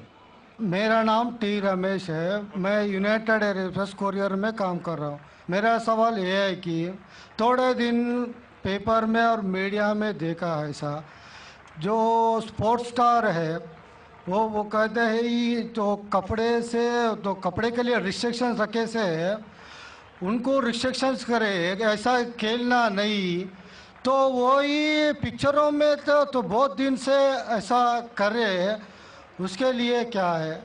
और एक सवाल है मेरा, मैं आपका क्यू टीवी देखता हूँ और वो रीजनल लैंग्वेज में ट्रांसलेट कर ले तो बहुत अच्छा रहता है। भाई साहब ने दो सवाल पूछा है। दूसरा सवाल था कि मेरे क्यू टीवी के तकरीर है रीजनल लैंग्वेज में ट्रांसलेट करे तो अच्छा है। मेरे तरफ से कोई भी मान्यत नहीं है, कोई रिस्ट्रिक्शन नहीं, जो भी चाहे कर सकता है, नो कॉपीराइट। लेकिन मैं आपकी ज़बान नहीं जानता हूँ, आपके हैदराबादी लोग करना चाहिए, कोई रिस्ट्रिक्शन नहीं, नो कॉपीराइट, इंशाअल्लाह सवाब मिलेगा। जहाँ तक कि पहला सवाल था कि इस्लाम में मीडिया में कुछ महीने पहले स्पोर्ट्स के बारे में रिस्ट्रिक्शन आया था, कपड़े पहनने के बारे में, तो आपकी राय क्या है? आपका जो सवाल है वो सानिया मिर्ज़ा के बारे में है ना, सानिया मिर्ज़ा के बारे में ना, तो डायरेक्ट पूछिए ना, मुझे पता है कि हैदराबाद से ताल्लुक़ रखती हो। और ये सानिया मिर्ज़ा के इशू के बारे में कई महीनों तक इंडियन मीडिया फिर फॉरेन मीडिया से उछाली और ये एक talk of the town front page के ऊपर आ चुका था कि इस्लाम सानिया मिर्ज़ा के खिलाफ है, मौलाना लोग ने उसके खिलाफ बात किए वगैरह वगैरह। मैंने काफ़ी रिपोर्टें पढ़ी, लेकिन मेरी राय ये है कि ऐसे जब सवालात उठते हैं तो हमें हिकमत से काम लेना चाहिए, हिकमत से। मैं ये नहीं कहता हूँ कि जो मौलाना ने फतवा दिए या कई लोग ने जो कहे, अक्सर मौलाना ने सही फतवा दिए अक्सर, लेकिन काफ़ी पॉलिटिशियन बीच में आ गए हो सब। मैं मुख्तसर से आपको उसका बयान दूंगा। लोग कह रहे थे कि इस्लाम रिस्ट्रिक्ट्स इंटरनेशनल स्पोर्ट्स, कि इस्लाम स्पोर्ट्स की तरक्की के ख़िलाफ़ है, और सानिया मिर्ज़ा से मीडिया पूछ रही थी कि इस्लाम हराम कहता है तो क्यों आप ऐसे कपड़े पहन रहे वगैरह वगैरह। मैं ये पूछना चाहता हूं कि सानिया मिर्ज़ा लॉन टेनिस में नंबर 31 थी, अभी 34 हो गए, वापस से लगभग करीब है, 31-34 नंबर पे है। आप सबसे number 1 top seed Serena Williams से क्यों नहीं पूछते, क्यों नहीं उससे पूछते कि उसका मजहब उसे इजाजत देता है ऐसे कपड़े पहनने की? आप मौलाना से क्यों पूछते कि इस्लाम में जायज है क्या नहीं?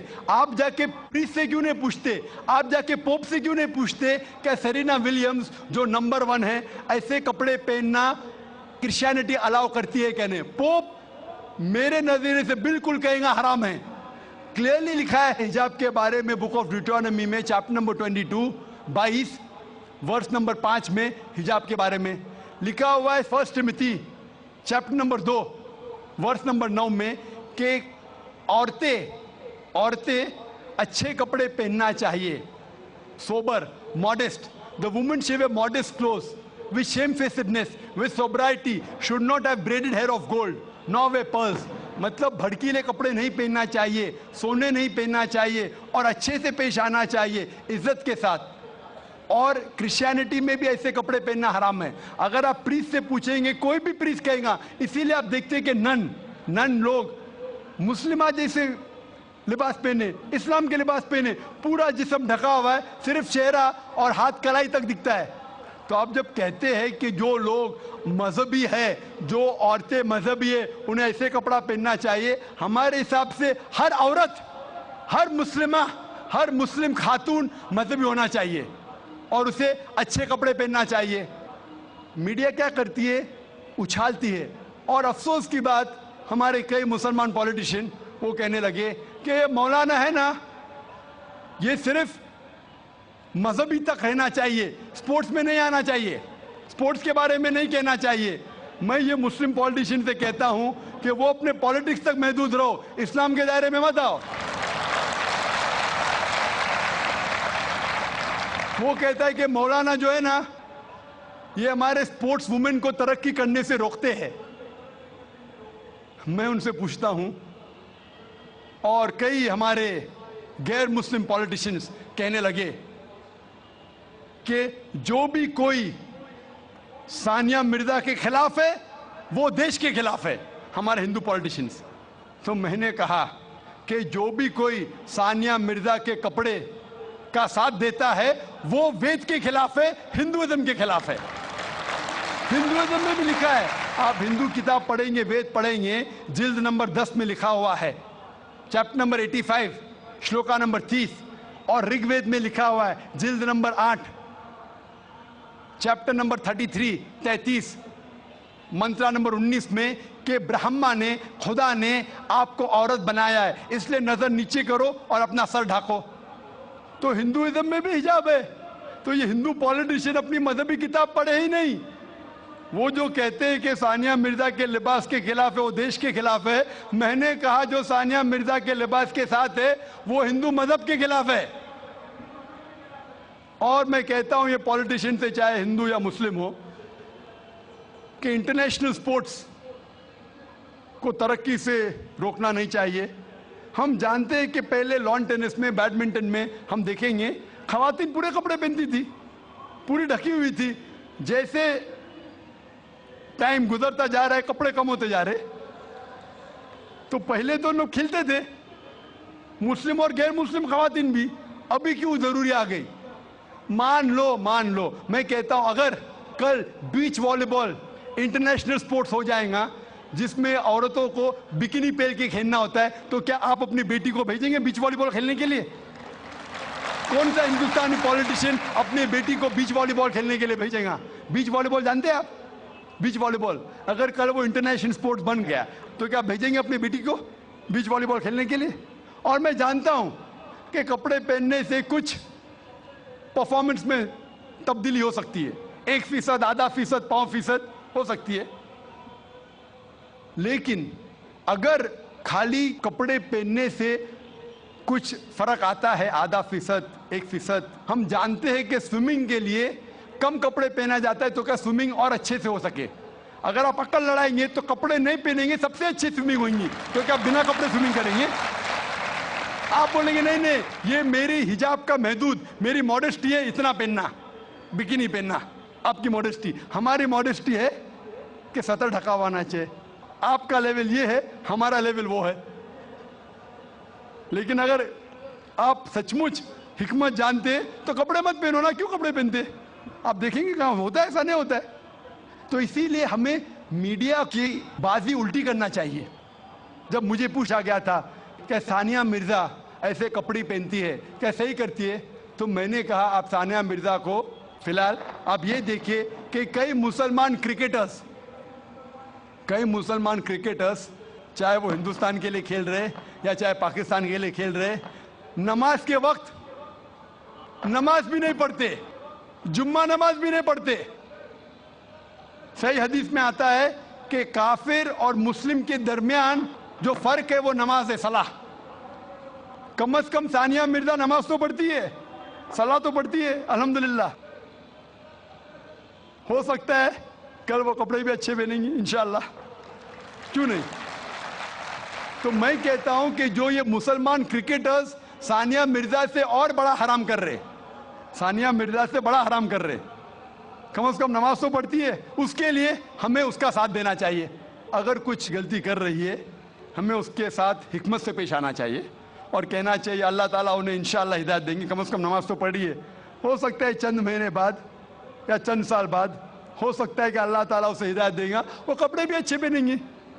और मैं जानता हूं कि परफॉर्मेंस में शायद आधा फीसद 1% हो सकता है कि लंबे कपड़े पहनने से परफॉर्मेंस में कमी हो, लेकिन जब अल्लाह का साथ है तो परफॉर्मेंस में कितनी तरक्की होगी। अल्लाह ताला फरमाते सूरह इमरान में सूरह नंबर 3 आयत नंबर 160 में कि if Allah forsakes you none can help you, अगर अल्लाह आपका साथ छोड़ दे तो कोई भी आपकी मदद नहीं कर सकता, और अल्लाह अगर साथ दे तो कोई भी आपको हरा नहीं सकता। तो इसीलिए मोमिनों से अल्लाह पे भरोसा रखने के लिए कहिए। तो हो सकता है सानिया मिर्जा इंशाअल्लाह कुछ दिन बाद, चाहे हफ्ते हो या महीने हो या साल हो, हम अल्लाह से दुआ करते हैं कि अल्लाह उसे हिदायत दे और वो कपड़े भी अच्छे पहने और इंशाअल्लाह तरक्की भी करे। Hope that answers the question. Apurva and she is a student. Her question is, why are the Muslims not allowed to sing Vande Mataram?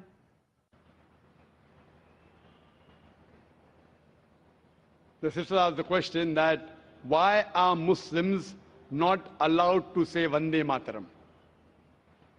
Before I give the answer, this is a common question, why are Muslims not allowed to say Vande Mataram, which was even asked in the press conference, beginning of the conference by the press media.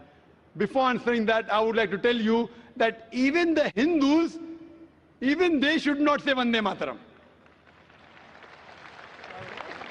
Because if you know the song written by Bankim Chattopadhyay, Vande Mataram means I bow down to my motherland, Vande Mataram. It occurs thrice in the full song.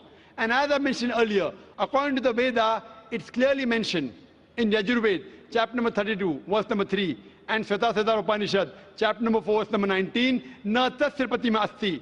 Of that God, there is no pratima, there is no image, there is no photograph, there is no picture, there is no portrait, there is no sculpture, there is no idol. So where is the question of worshipping the land? So any Hindu who has knowledge of his Veda will never agree with Vande Mataram. If he does not know his scripture, he may say it. But if he knows scriptures well, there are 3 lines, 3 stanzas. Whenever it says Vande Mataram, I bow down, I worship to my motherland, he is going against his Veda. As far as the Muslims are concerned, there are 12 lines which are against the Quran and the Sahih Hadith. Thrice it says that I bow down to my motherland, which is prohibited. In Islam, we only bow to our Creator Allah subhanahu wa ta'ala. We Muslims, as long as the law of the land does not go against the law of the Creator, we are for the country. We love the country. We want to support the country. We want to upbring the country.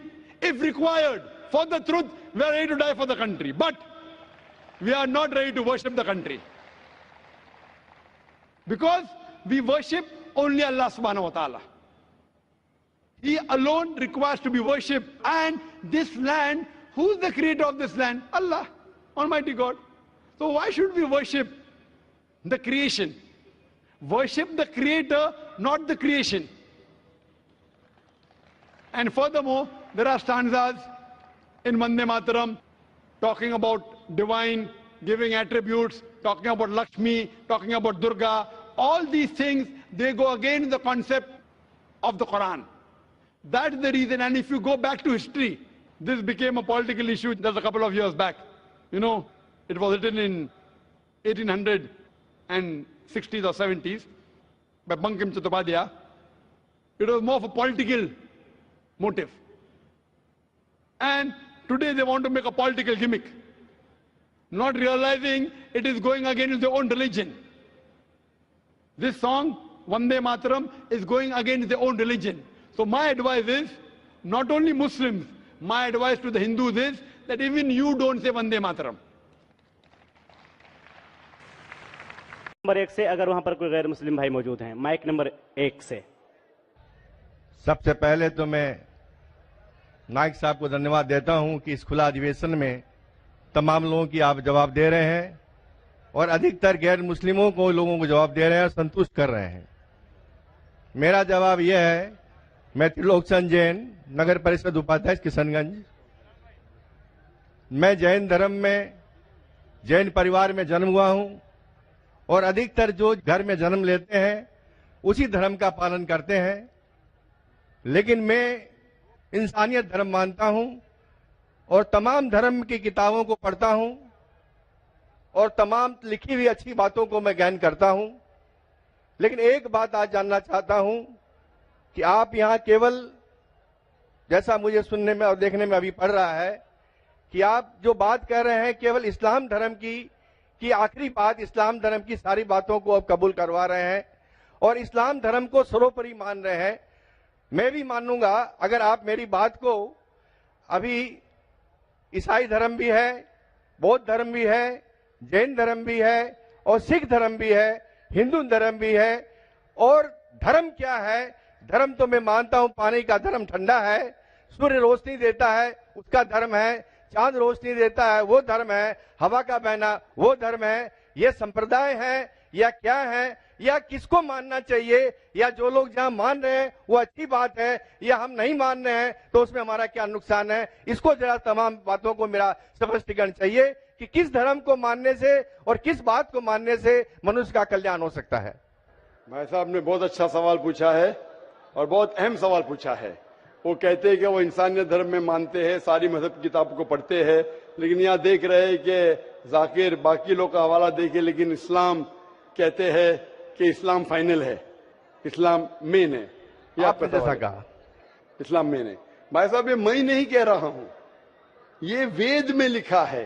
अगर वेद में लिखा है कि आखिरी अवतार कल के अवतार है, अगर लिखा है तो मैं उस चीज को निकाल नहीं सकता हूं ना। मैंने तो नहीं लिखा हूं, उसी तरीके से बाइबल में लिखा है। आपने कहा बाइबल का, आपने कहा वेद का, बाइबल में लिखा है। बाइबल पढ़ेंगे, gospel of John chapter number 16 verse number 12 to 14, ईसा अलैहि सलाम कहते हैं, I have many things to say unto you but he can not bear them now, for he when the spirit of truth shall come he shall guide you into all truth, he shall not speak of himself, all that he shall speak. ये दे रहे हैं कि एक आखिरी पैगंबर मोहम्मद सल्लल्लाहु अलैहि वसल्लम आने वाले। ये मैंने तो बाइबल नहीं लिखी ना, मैंने तहकीक की। अगर मैं तहकीक करता आप आके बोलो डॉक्टर जाकिर नाइक आप जो कह रहे बाइबल में नहीं है, लेकिन आपने कभी नहीं सुना, आप अजीब बात सुन रहे तो आपको अजीब लग रहा है और बहुत लोग को अजीब लग रहा है। कुछ लोग कबूल करे, कुछ लोग कबूल करने से डरते, फर्क ये है। नहीं सुनिए बात, तो ये आप बोलना चाहिए जाकिर भाई बाइबल में gospel of John chapter 12 verse 14 है ही नहीं। अब लेके आओ बाइबल, पढ़ो मेरी बात। ये कल की पुराना है ही क्या नहीं? आपकी किताब में लिखा है तो मैं छुपा तो नहीं सकता हूं ना। मैं क्या कहता हूं कि सारी धार्मिक किताब को लो और यकसा है वो फॉलो करो, जो यकसा नहीं उसको छोड़ दो ना। तो अक्सर जितने अहम मजहब है, चाहे हिंदू मजहब है, चाहे बुद्ध मजहब है, चाहे ईसाईयत है, चाहे जुडाइज्म है, चाहे इस्लाम है, सारे में यकसा लिखा है। आप अगर पढ़ेंगे हिंदू मजहब की किताब, वेद पढ़ेंगे, बाइबल पढ़ेंगे, old testament, new testament, Judaism, Christianity, इस्लाम, ये चारों मेन मजहब को आप लेंगे, सब में लिखा है खुदा एक है, उसका कोई अक्स नहीं है, आखिरी पैगंबर मोहम्मद सल्लल्लाहु अलैहि वसल्लम है। तो मैं थोड़ी छुपा सकता हूं। मुसलमान भी चौंक जाते, इस्लाम और हिंदुइज्म में यकसानियत हो ही नहीं सकती। कितने मुसलमान मेरे खिलाफ है, हिंदुइज्म और इस्लाम में यकसानियत हो ही नहीं सकती।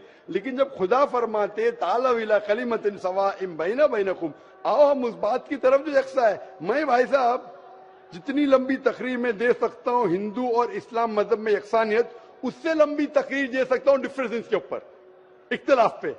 लेकिन मेरा काम इख्तिलाफ ने, मेरा काम यकसानियत का है, क्योंकि मैं तालिब इल्म हूं। मैं अगर तकरीर करने लगूं कि हिंदू मजहब और इस्लाम में डिफरेंस क्या है तो और लंबी तकरीर कर सकता हूं मैं। लेकिन मेरा काम है लोगों को जोड़ना, लोगों को तोड़ना नहीं। लेकिन जोड़ते वक्त जब मालूम पड़ रहा है सही, अगर बाकी के धार्मिक गुरु अपने लोग से नहीं कह रहे क्या उनके किताब में लिखा है कि खुदा एक है, खुदा के अलावा किसी की और पूजा नहीं करना चाहिए।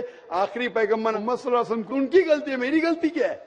और मैं तो खुले मंच पे बोल रहा हूं ना, और मैं कहता हूं कि आओ आपके धार्मिक आदमी को लेकर, अगर गलती है बैठ के हम डिस्कशन करेंगे, जिस तरीके से मैंने श्री रविशंकर के साथ किया था। श्री रविशंकर हिंदुस्तान में सबसे ज्यादा माने जाने वाले इन स्क्रिप्चर्स में श्री रविशंकर है। उनके साथ मुनाजरा किया मैंने ओपन स्टेज के ऊपर, ओपनली। तो इसके अंदर अगर हक बात सामने आ रही है, लोग हक कबूल कर रहे, उसमें क्या है? आप मुझे ऐसी कोई चीज लेके आओ जो मैं नहीं मानता हूं और कुरान और वेद में लिखे मैं फौरन मानूंगा। आप एक चीज पेश करो मुझे, एक जो कुरान और वेद में लिखा है, इसमें मैं अमल नहीं करता हूं, फौरन अमल करूंगा। भाई साहब समझ रहे क्या बोल रहा हूं मैं? इसको कहते हैं इंसानियत। खाली मुंह से बोलना इंसानियत क्या है? ये तो पॉलिटिशियन का काम हो गया। मैं सब में मानता हूं, सब में मानता हूं, सब में मानता हूं, तो अमल तो करो। जो आदमी अमल नहीं करता, सिर्फ मुंह से बोलता है, वो तो माफ करना, मेरे हिसाब से ये ढोंगी है। वो जितने लोग आते प्लेटफॉर्म पे बोलते सर्वधर्म एक है, वो ढोंगी है। उन्होंने अपनी किताब ही नहीं पढ़ी है। ऐसे ढोंगी लोग से क्या बात करना? मैं हक की बात कर रहा हूं। आप एक चीज मुझे दिखाओ जो कुरान और वेद में लिखी है, मैं फौरन मानूंगा। चैलेंज करता हूं मैं, एक चीज लिखो जो आपके शास्त्र में लिखी और कुरान में लिखी है, फौरन मानूंगा मैं। इसको बोलते जिगर। यंग हूं मैं आपसे यंग हूं, लेकिन जिगर रखता हूं अल्हम्दुलिल्लाह। बड़े मंच पे सिर्फ यहाँ ने दिगर ममालिक में जाके बोलता हूं, इसलिए लोग मुझसे डरते हैं कि आ जाएगा तो पोल खुल जाएगा, भाई हमारी दुकान बंद हो जाएंगी। लोग बोलते हैं हमारी दुकान बंद हो जाएंगी। मैं जब जानता हूं मैं हक के ऊपर, और जैसा आपने सुबह में कहा था कि लोग विरोध करेंगे अच्छे लोग का, वही बात। मैं हक की बात क्यों, किससे डरना? खुले मंच पे कह रहा हूं, मुझे आजादी इस देश में। अगर किसी को आने का मुकाबला करने का, तो डायलॉग भी करने को मैं तैयार हूं। ऐसा आदमी जिसके पास इल्म है, चाहे हिंदू मजहब का हो चाहे क्रिश्चियनिटी मजहब का हो, कोई भी शख्स जो 10,000 पब्लिक, कोई भी हिंदू कोई भी क्रिश्चियन दुनिया में जो अपने खुद की तकरीब पे 10,000 लोग को गैदर कर सकता है। यहाँ माशाल्लाह कितने लोग हैं? यहाँ तकरीबन 5-10 लाख लोग हैं बराबर। सिर्फ 10,000 अपनी तकरीब पे अगर वो जमा कर सकता है और मुझसे मुनाजरा करना चाहता है, मैं तैयार हूं। कोई आलतू फालतू रस्ते वाले से नहीं, 10,000 लोग को अपनी तकरीब पे जमा कर सकता है वो, और मुझसे मुनाजरा करना चाहता है, मैं तैयार हूं। क्योंकि मैं हक की बात करता हूं। खाली बोलना सर्वधर्म क्या है? मैं सच्ची में लोग को एक करने चाहता हूं, जो कुरान में लिखा है, जो वेद में लिखा है, जो बाइबल में लिखा है।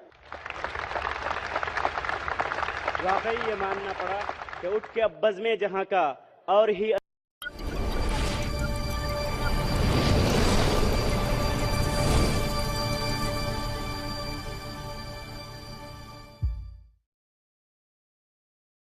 My name is Ayad Philos Olane. I'm a social humanitarian worker and a business proprietor, as well as a religion researcher. Now, this question is about one of the questions that you have answered. But I'm posing this question directly to you, Doctor. You told us that if you're a Muslim and you convert to non-Muslim in an Islamic country, by the law, the Qadi, which is the judge, have the privilege or have the right to judge the person. I understood that you are from India. And in this country, we have seen cases where the children of imam convert, and seen cases where we have children of pastor convert to the other religion. You as a person, if your child, your son, or your daughter decide to convert to non-Muslim, what will you do? One, and if it's your daughter decide to marry a non-Muslim, what will you do? Will you disown them? And what is the evidence in the Quran to state your action? Because I believe you believe in rights when I watch some of your video. The brother asked the question that if my son or daughter converts to any other, what will I do? And if my son or my daughter marries somebody else who's not a Muslim, what will I do? First of all, inshallah, my son and daughter will never do that. Why? Because I've trained them. My son and my daughters, my son and both my daughters, the Hafizul Quran. They know more of the Quran than me, mashallah. All my 3 children, they are Huffaz, they are Hafizul Quran. And if a Christian comes to convert them, they can reply them. The Christian missionaries may, inshallah, be able to do something. But inshallah, as far as my children are concerned, I have already made them tough. I have made them mujahid. You know, mujahid is a person who strives. They are dai. So all 3 children of mine, they are trained. They will convert the others. My son has already converted many non-Muslims to Islam. So where's the question of him converting? But hypothetically, so hypothetically, if suppose someone's son converts or someone's son marries a non-Muslim, what should we do? And give me a reference from the Quran you said. In this case, first of all, you should try and tell your child that converting is wrong with hikmah, everything. With love, with appreciation, give him the good, with reason, logic. But suppose he has been allured by someone and has been falsely maligned and falsely accepts some other religion. What will I do? I will disown him. Why? I will tell you. Give proof from the Quran. The best example is the son of Prophet Noah alayhi salam.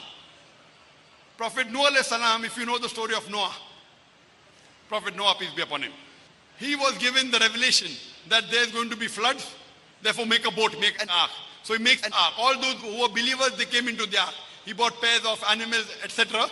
But his son did not obey him. His son used to mock at the father, what will there be flood here? If a flood comes, I will go to the tallest mountain. So Noah alayhi salam, he prays to Almighty God that when the flood comes, you at least save my family members. And Allah subhanahu wa ta'ala promises that he will save his family members. Now when it starts to rain, his son goes to the top of the mountain. The mountain is on the top, the level of water keeps on rising. When it rises, it even rises above the mountain peak. Then the son cries. It's mentioned in Surah Hud, chapter number 11, verse number 45 onwards. 46, 47, 48, 49. The son is crying, oh my father saved me. So Noah alayhi salam is praying to God, didn't you promise me that you will save my family? So Almighty God replies, your son is not amongst your family. If my son becomes a non-Muslim, he does not remain my son. He may be my physical son, but not my son in faith. Because the brotherhood of Iman, the brotherhood of faith is far superior than the blood relationship.